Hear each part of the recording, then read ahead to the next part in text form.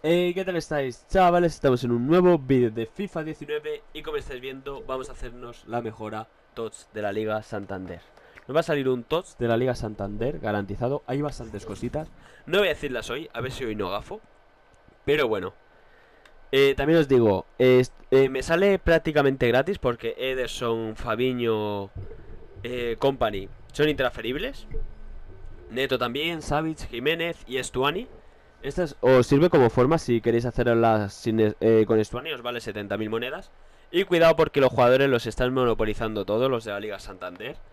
Es decir, he empezado grabando haciendo los fichajes, pero vamos, Lucas Vázquez no estaba, Malcolm tampoco, Rodri tampoco, pero bueno. Al final hemos conseguido hacerlo, 80 de química justo, 85 de valoración.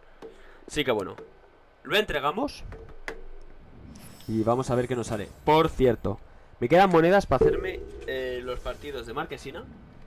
Vais a ver los sobres que tengo ya preparados. En teoría hay muchísimos sobres preparados.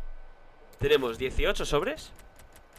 Algunos son malos, pero vamos. Aquí tenemos un sobre de 100.000, por ejemplo, mega sobre 45.000. Sobres chetaetes, un sobre de jugadores top. El jugador TOTS de la Superliga. Y también tenemos que sumar los 5 sobres de partidos de Marquesinas, los de Division Rivals, que voy a intentar acabar en la posición 1. Y FUT Champions, que acabé bronce... No, acabé plata 3, que jugué 10 partidos solos y gané 7. Pero bueno, vamos a darle al jugador TOTS de la liga. Por favor. No voy a decir nada. Se viene TOTS de la liga. Uf.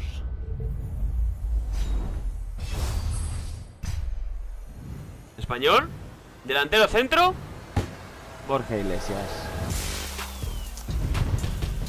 Pues Borja Iglesias, la verdad, no era lo que quería. Perdemos 1 de media porque hemos andado a Estuani.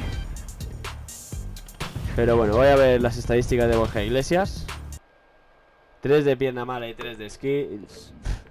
Lo siento, Borjita, pero te vas a ir al carril, me da a mí, Cuando pueda, un SBC. Pero bueno, chavales, esto ha sido todo. Dejad vuestro like, vuestra suscripción. Lo siento, esperaba que fuera algo mejor, pero bueno. Nos vemos en el próximo vídeo. Adiós.